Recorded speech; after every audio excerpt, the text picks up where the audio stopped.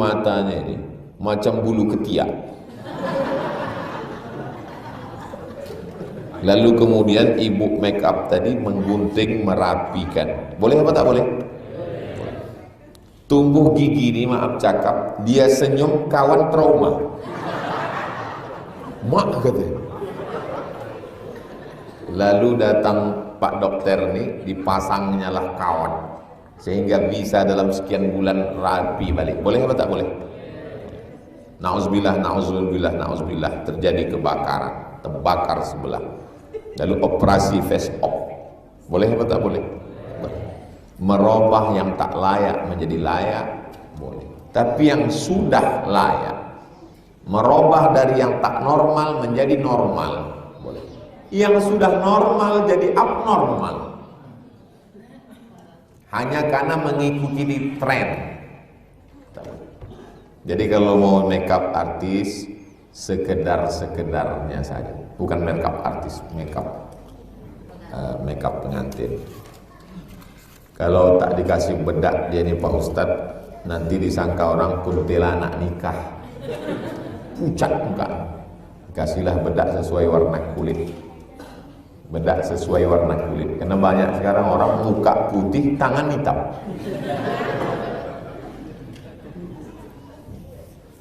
Sesuai. Untuk apa sebetulnya makeup? Kan untuk orang aja. Bini itu untuk orang apa untuk laki?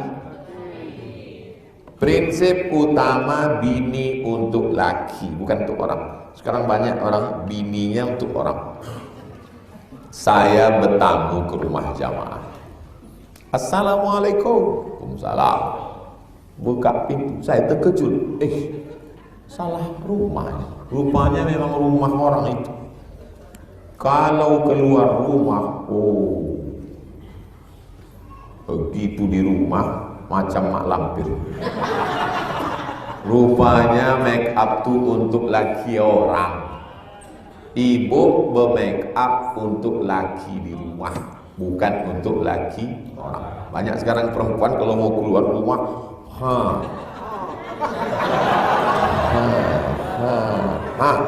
untuk laki orang. Di rumah macam sapu tangan. Sallallahu Rabbuna ala nuril mubin Ahmad. Wa in khatimul Qur'ana. Buka buku 99 tanya jawab solat. Saya ambil dari Al-Azkar dan dari sini juga, dari Riyadhus Shalihin. Wa in khatimul Qur'ana fahuwa hasanun. Yang paling bagus dikhatamkan Al-Quran. Jadi yang paling bagus bukan Yasin, tapi yang paling bagus itu adalah khatam Al-Quran.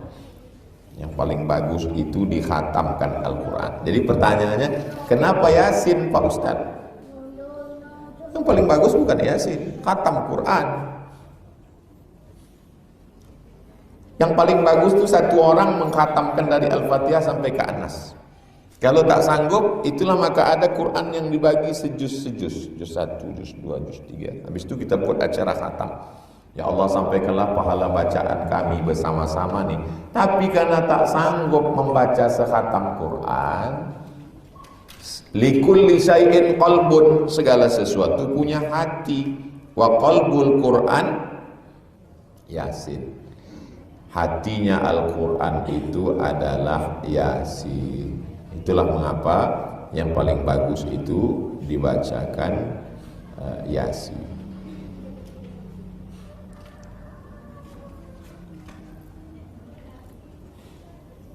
Dibacakan Yasin. Lalu kemudian paling tinggi sekhatam Quran. Kalau tak sanggup, hatinya Quran. Apa hatinya Quran? Yasin. Kalau tak sanggup, paling bawah Ummul Quran Al-Fatihah. Sampai bacaan Quran itu untuk orang meninggal itu Pak Ustadz, sampai lengkap dalilnya dalam 37 masalah populer. Yang punya buku 37 masalah populer angkat tangan. Minta sama dia biar dikopikan Ustadz. Mana yang pembahasan tentang bacaan Quran itu orang meninggal itu ada lengkap semua dalil-dalil. Bagi yang tak yakin sampai, saya tak memaksa, cuman saya minta nama lengkapnya. Nanti kalau dia mati, saya kirimkan Yasin. Kalau tak sampai, cepat-cepat kasih kabar.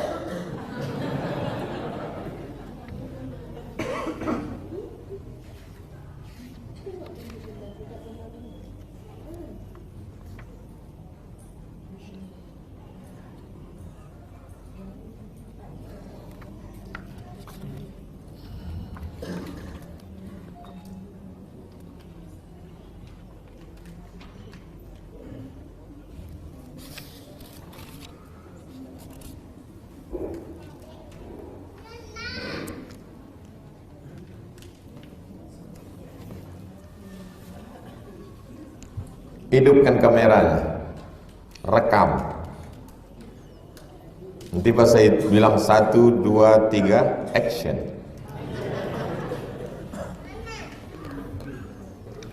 Tunggu dulu, jangan hidupkan dulu. Udah? 1, 2, 3.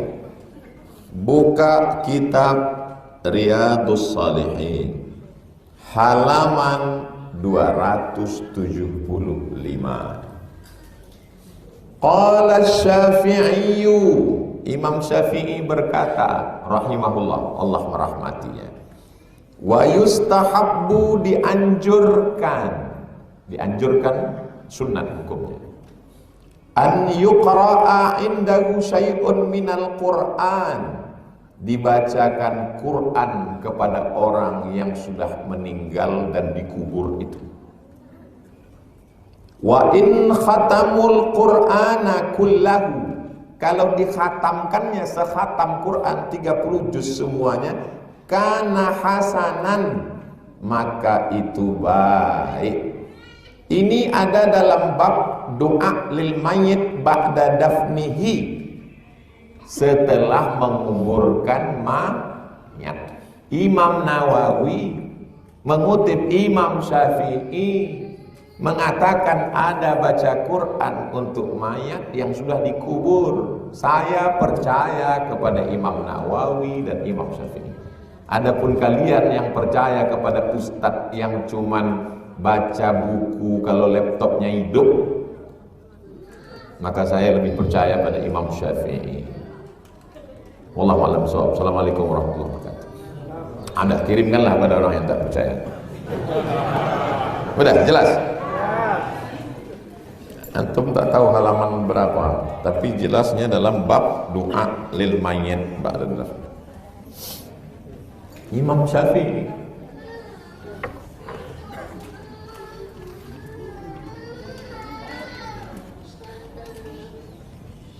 Kami memiliki majelis taklim, kami punya ketua, tak mau musyawarah kalau memutuskan, lebih sering antum musyawarah. Ini curhat. Sedangkan Nabi musyawarah, tidak bisa main putus sendiri, harus musyawarah. Musyawarah. Wa amruhum syura bainahum, musyawarah. Tak boleh main putus-putus sendiri. Saya ingin menjadi make up pengantin tanpa bulu mata, tanpa soft lens. Bulu mata itu mana? Ini. Ada saya tengok bulu yang dipasang orang tuh di TikTok tuh sampai bau gini bulu mata tuh.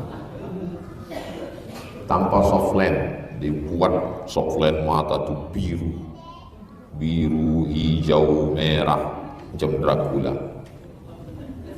Dan cukur alis ini habis.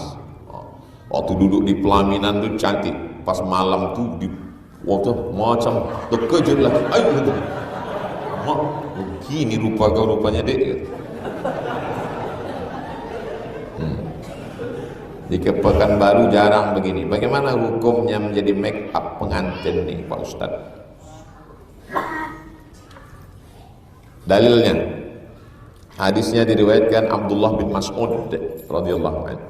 La'anallahul washimat, Allah melaknat yang membuat tato. wal mutashimat, minta buatkan tatu, wal mutanammisat, mencabut, mencukur, apa nih? Wal mutafallijat, mengotak-atik gigi, memotong, menjarang, merapat. Wal mughayyirat, 5, merubah-rubah, lil husni, karena untuk melebihkan. Adapun merubah dari yang tak layak menjadi layak, boleh. Tumbuh bulu matanya ini macam bulu ketiak, lalu kemudian ibu make up tadi menggunting, merapikan, boleh apa tak boleh? Tumbuh gigi ini, maaf cakap, dia senyum kawan trauma, mak katanya. Lalu datang pak dokter nih, dipasangnya lah kawan, sehingga bisa dalam sekian bulan rapi balik. Boleh apa tak boleh? Nauzubillah, nauzubillah, nauzubillah, terjadi kebakaran, terbakar sebelah, lalu operasi face off, boleh apa tak boleh? Merubah yang tak layak menjadi layak, boleh. Tapi yang sudah layak, merubah dari yang tak normal menjadi normal, boleh. Yang sudah normal jadi abnormal, hanya karena mengikuti tren. Jadi kalau mau makeup artis, sekedar-sekedarnya saja, bukan makeup artis, makeup pengantin. Kalau tak dikasih bedak dia nih Pak Ustadz, nanti disangka orang kuntilanak nikah, pucat muka. Kasihlah bedak sesuai warna kulit, bedak sesuai warna kulit. Karena banyak sekarang orang muka putih, tangan hitam.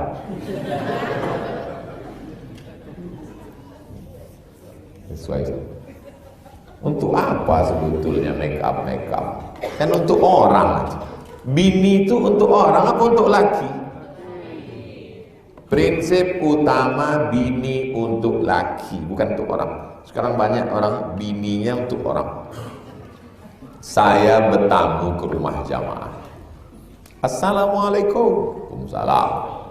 Buka pintu, saya terkejut. Salah rumahnya. Rupanya memang rumah orang itu. Kalau keluar rumah, begitu di rumah macam mak lampir. Rupanya make up tuh untuk laki orang. Ibu bermake up untuk laki di rumah, bukan untuk laki orang. Banyak sekarang perempuan kalau mau keluar rumah,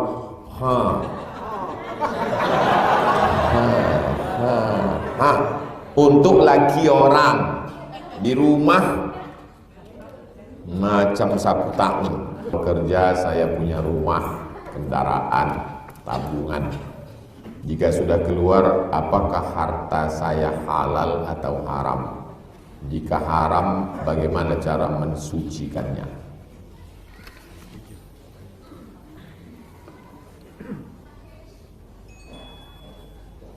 Semua barang yang dari riba yang diperoleh sebelum orang itu masuk Islam, waktu zaman Nabi, kata Nabi, tidak perlu kau buang, kau hancurkan. Kenapa? Karena dia tak tahu. Yang kedua, dia tak Islam. Itulah makna illa ma qad salaf, kecuali yang sudah lalu. Itu dalil bagi orang yang mengatakan gak apa-apa, kan udah berlalu. Dalilnya mana? Sahabat Nabi dulu kan tak ada disuruh Nabi hancurkan rumahnya. Beda, karena waktu itu belum kalau udah Islam udah jelas ya haram. Jadi kalau mau serahkan semua harta itu ke Baitul Mal. Zaman Nabi ada namanya Baitul Mal, tempat ibadah, sholat, Baitullah. Kalau tempat zakat, wakaf, infak, sedekah, wasiat, hibah, ghanimah, namanya Baitul Mal. Serahkan semuanya. Makanya banyak sekali artis-artis yang tobat itu pulang dari nol. Ini haram semua. Diserahkan kemana? Sekarang tak ada lagi baitul mal, masalih ammah, untuk kepentingan umum. Masjid, sekolah Islam, pesantren, panti jompo, panti yatim. Begitulah yang saya tahu. Tanya juga ke ustadz yang lain, mungkin dia punya baca referensi kitab yang lain. Jelas tak ada tawar-menawar. Itu maka saya tak diundang lagi di bank konvensional, karena saya tak pandai berlembut-lembut. Apakah sama hukum air liur anjing sama bulunya? Idza walaghal kalbu fi ina'i ahadikum. Ini ember, ada air, datang anjing menjilat, fa ahriquhu, tumpahkan semua. Setelah itu wasiluhu, basuh, cuci 7 kali, salah satunya dengan air bercampur tanah.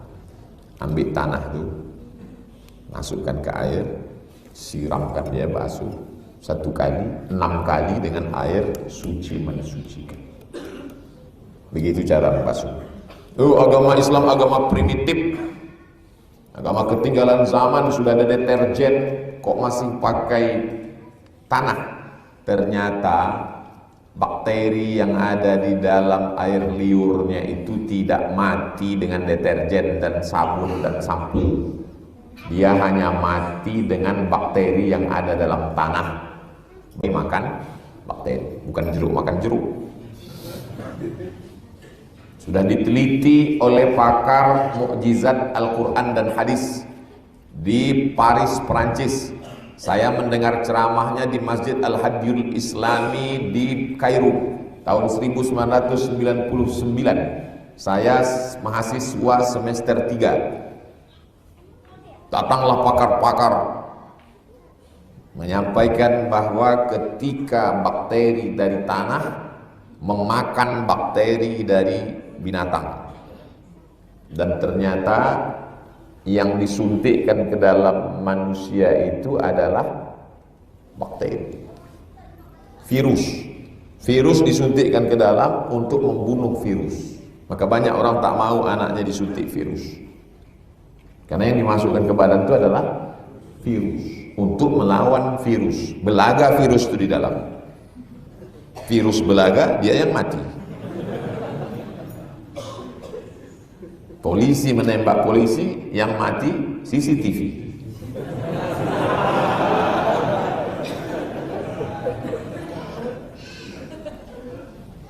Itu tentang air liur. Bagaimana dengan bulu? Kalau sama-sama kering, tak perlu disamak.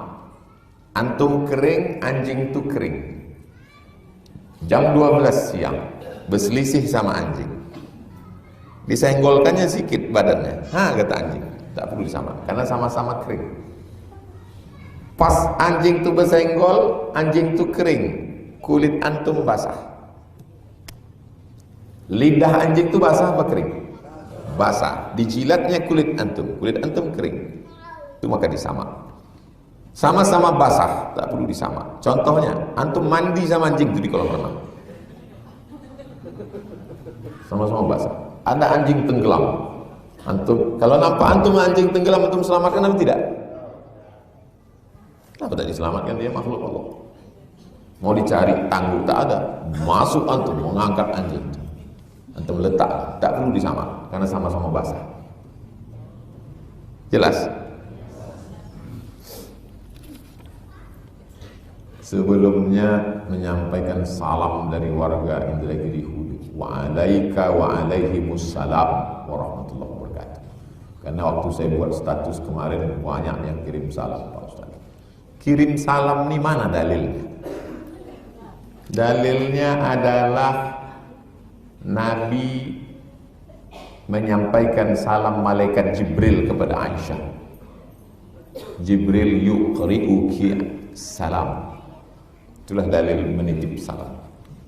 Dan dulu sahabat Nabi kalau dia mau pergi umroh, datang kawan-kawan menitipkan salam untuk Rasulullah SAW. Sampaikan salam saya untuk Rasulullah, maka nanti di depan makam Rasulullah, Assalamualaikum ya Rasulullah, dari semua sahabat kawanku. Kalau tak ingat nama-nama, kalau ingat dicatat. Salam dari si fulan, Assalamualaikum ya Rasulullah. Salam dari fulan, Assalamualaikum. Itu dalil menitipkan salam. Zaman dulu orang sebelum umroh ramai-ramai menitip salam. Sekarang ada yang menitip ceret kuning, tempat celak, batu cincin, tasbih batu. Saya bertanya, apa hukumnya ketika selesai azan dikumandangkan melantunkan sholawat?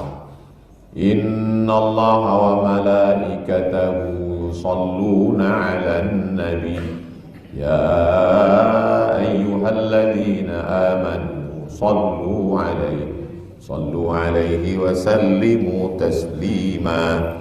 Tak ada larangan bersolawat setelah azan. Lalu kemudian orang itu bersolawat untuk mengingatkan supaya masyarakat ini bersolawat, melantunkan solawat. Ada solawat burdah, ada solawat dibai, ada solawat simtud durar, ada solawat al-barzanji, ada solawat nariyah, ada solawat tafrijiyah. Banyak sekali solawat yang disusun oleh ulama dengan kata-kata yang indah. Dilantunkannya dengan irama salatullah salamullah ala taha rasulillah, salatullah salamullah ala yasin habibillah. Masuk anak satu lagi, Allahumma salli ala sayyidina Muhammad wa azghili zalimin bizzalimin. Masuk anak satu lagi, sallallahu ala Muhammad sallallahu alaihi wasallam. Masuk anak satu lagi, Maulaya salli wa sallim daiman abada ala habibika khairil khalqi kullihim. Itu sebenarnya mengajarkan anak dan masyarakat supaya bersolawat. Dan solawat yang dengan irama itu lebih mudah dihafal dan terngiang di telinga.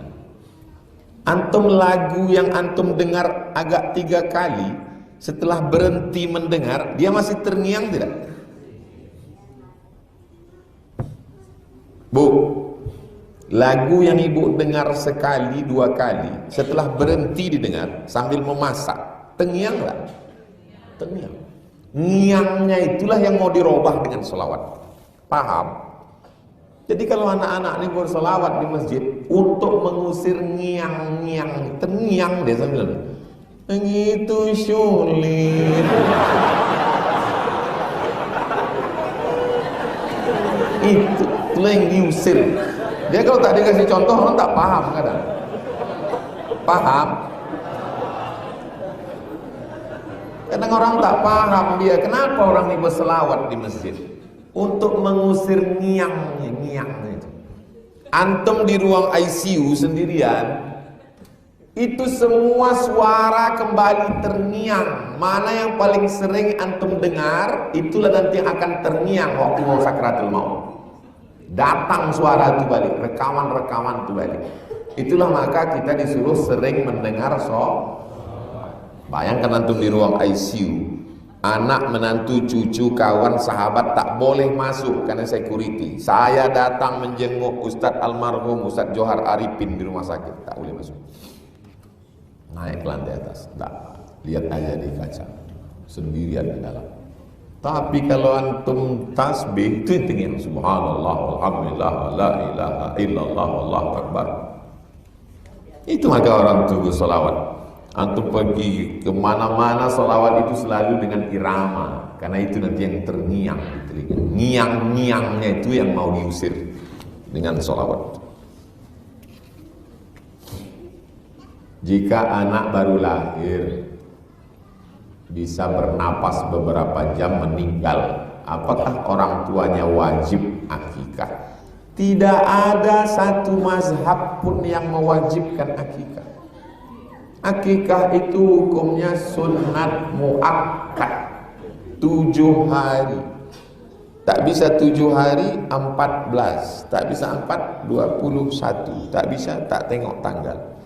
Ibu bapak yang sekarang sudah 40, 50 yang belum akikah, pulang dari sini beli kambing, buat acara sore. Nanti saya sore pulang dari Pelalawan, insya Allah saya singgah. Akikah saja, jangan ibu bercukur rambut, jangan minta ayun pakai marhaban. Akikah saja boleh dilaksanakan, baik kurang maupun lebih maka boleh dilaksanakan, tetap dapat pahala sunnah. Tidak wajib. Akikah itu hukumnya sunat muakkad. Kalau kuat wajib, kalau tak kuat sunat. Antara kuat dan tak kuat sunat muakkad. Jangan diotak-atik hukum taklifi namanya. Namanya hukum taklifi.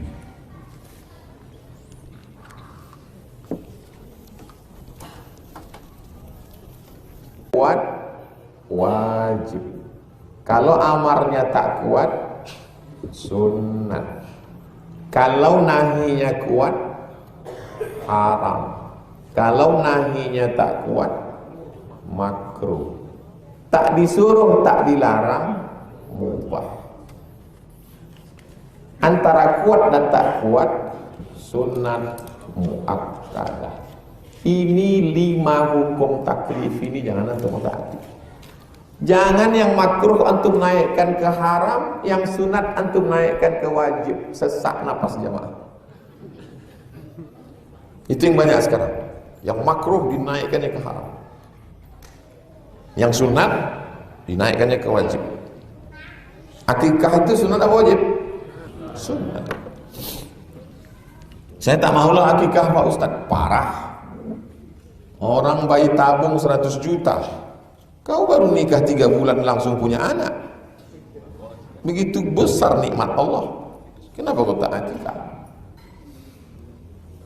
Ada warga belum bercerai dengan suaminya, tapi dia menikah lagi dengan orang lain. Warga di sekitarnya tak tahu, cuman saya tahu. Apa hukumnya Pak Ustaz? Maka nikahnya tidak sah, karena perempuan itu bercerai setelah jatuh talak sampai 3 bulan, 3 kali suci, haid, suci, barulah dia boleh nikah dengan laki-laki lain. Dalilnya, wal mutallaqatu yatarabbasna bi anfusihinna salasata quru. Kalau hamil hatta tadaqna hamlahun, sampai anaknya lahir habis nifas.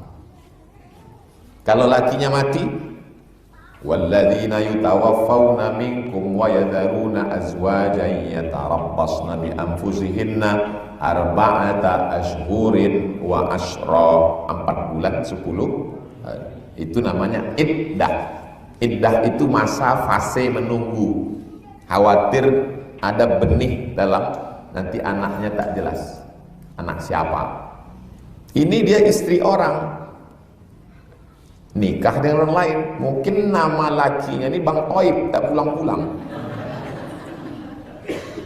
Maka bininya nikah lagi.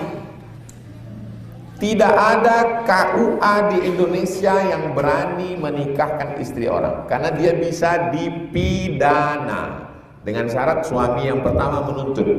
Kalau suaminya diam. Tapi kita sebagai masyarakat mesti kasih tahu.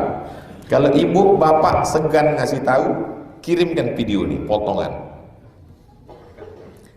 kamu bini orang masih terikat dengan suamimu, pernikahanmu dengan laki-laki yang kedua itu haram, dan kau laki-laki menikahi bini orang haram, selama kalian hubungan sampai sekarang zina. Solusinya suami yang pertama itu menceraikan istrinya ini kalau dia memang tak mau lagi.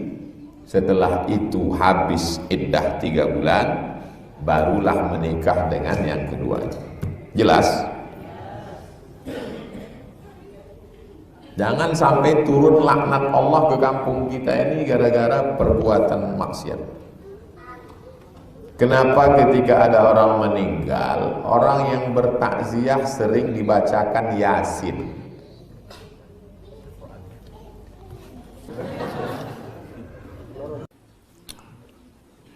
Apa hukum main futsal sistem bayar lapangan besar kecil?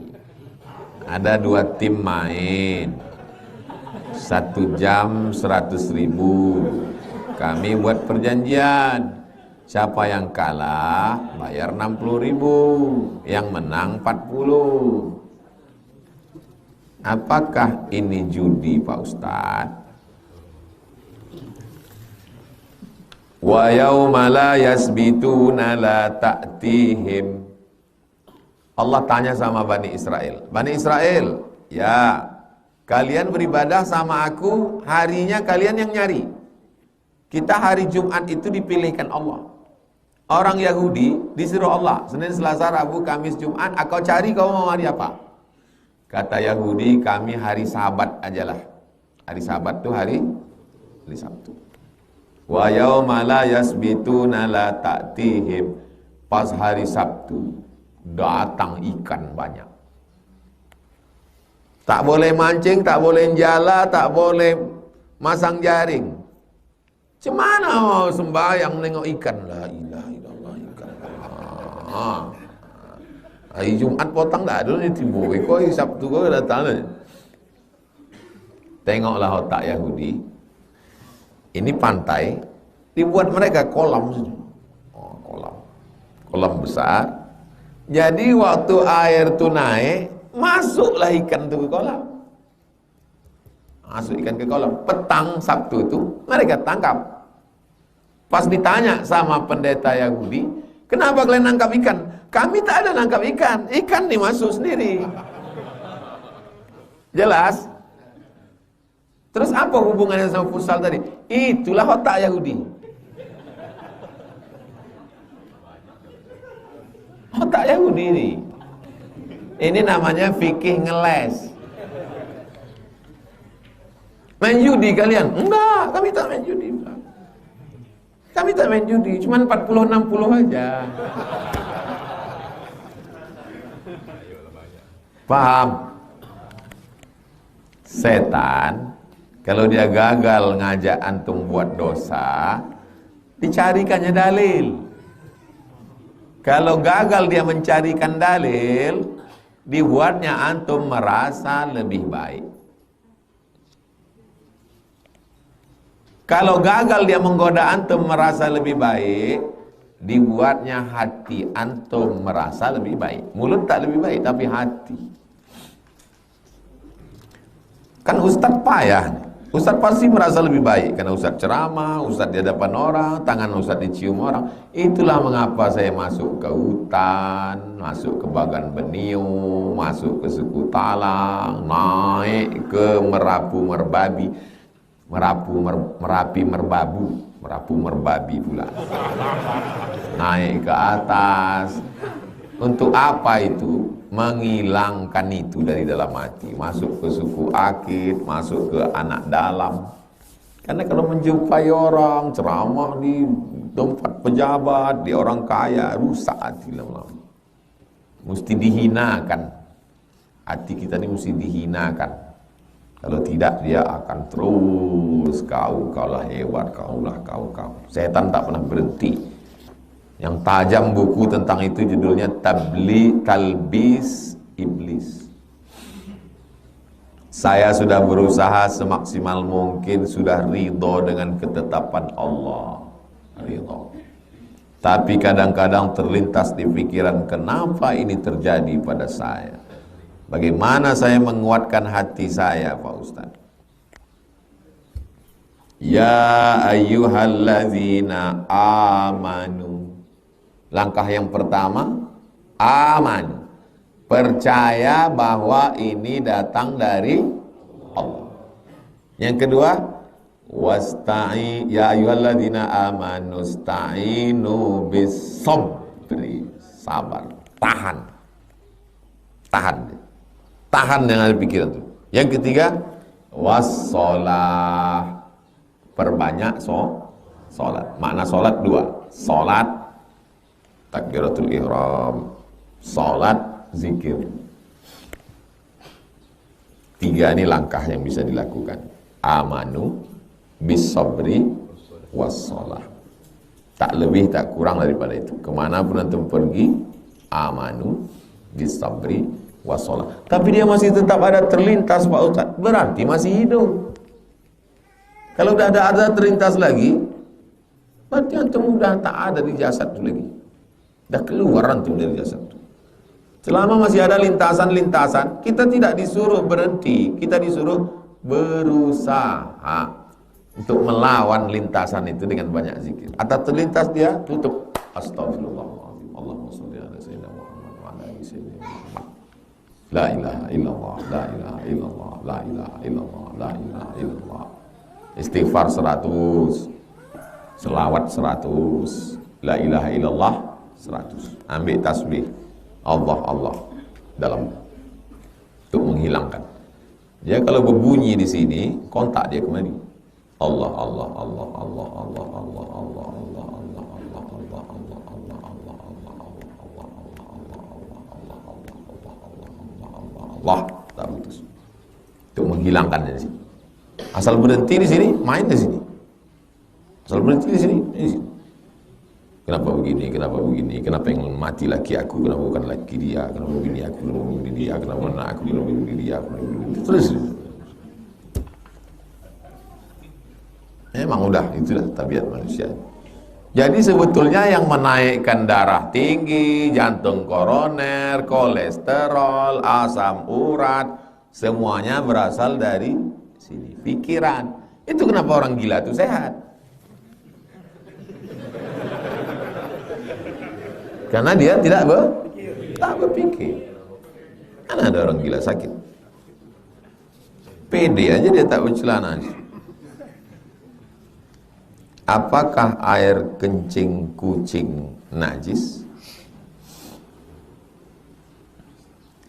Kalau binatang itu berdarah, maka tak ada ikhtilaf tentang najisnya. Yang keluar dari perutnya, keluar dari belakangnya itu najis kalau berdarah. Yang ikhtilaf itu kalau tak berdarah, tai cocak, itu baru ikhtilaf. Jatuh tai cocak ke tempat sajadah, apakah cukup disentil atau mesti dicuci? Itu yang ikhtilaf.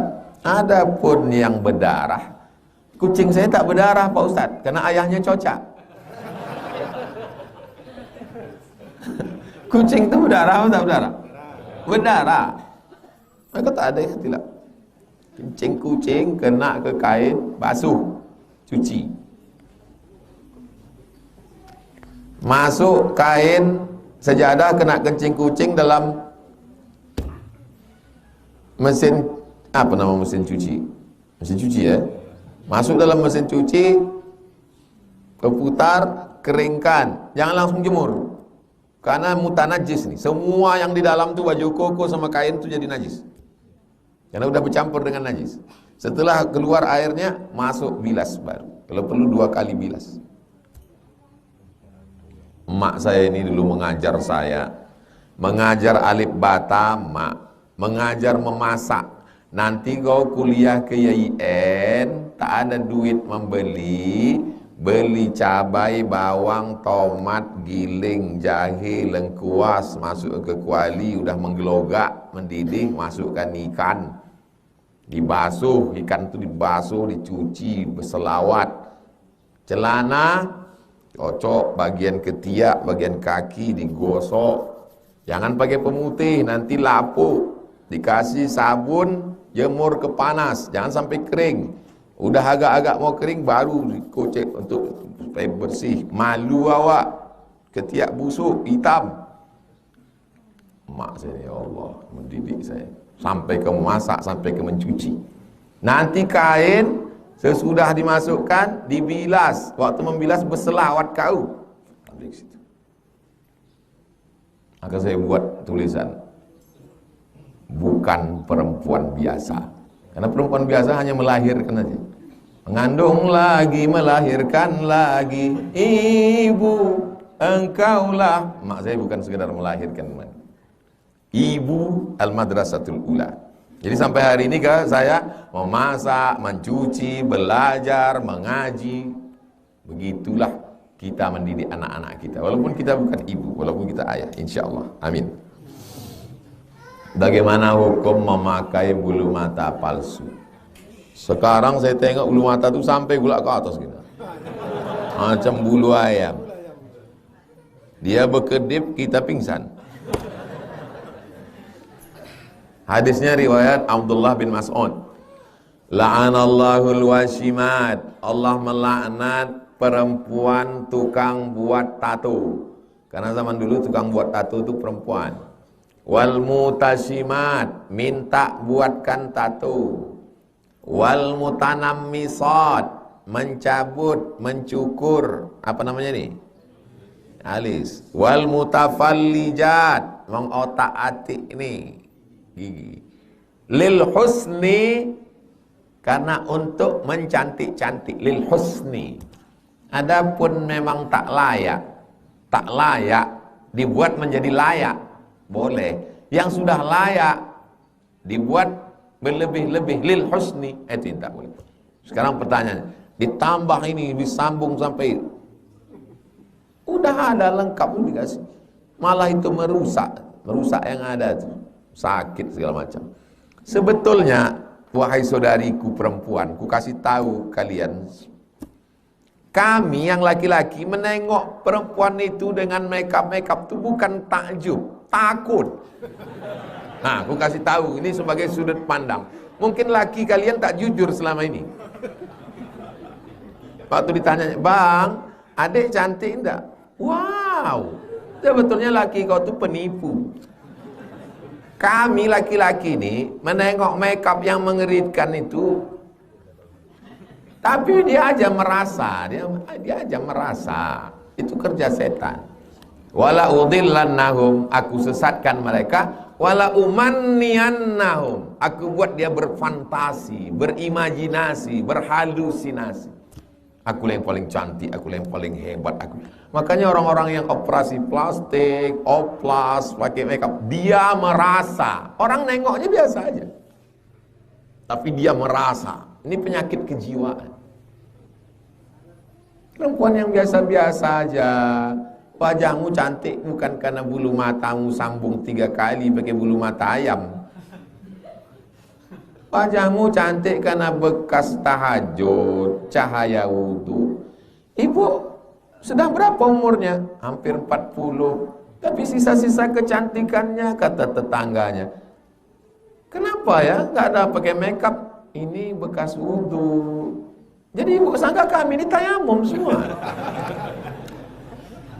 Sallallahu Rabbuna ala nuril mubin.